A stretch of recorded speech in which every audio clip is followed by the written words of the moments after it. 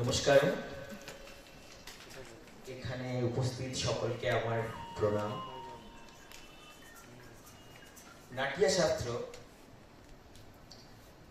নাট্যশাস্ত্র কোনো গতানুগতিক কিন্তু নাচ নয়,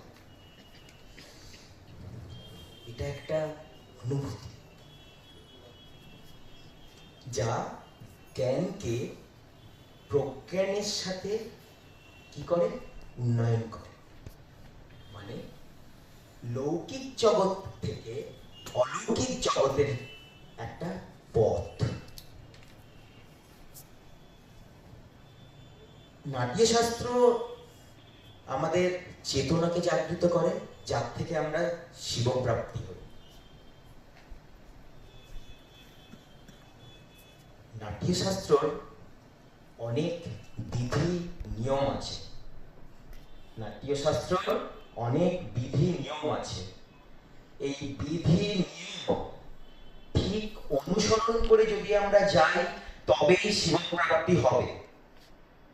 আর সেটাই নাট্যশাস্ত্র শেখার মার্গ।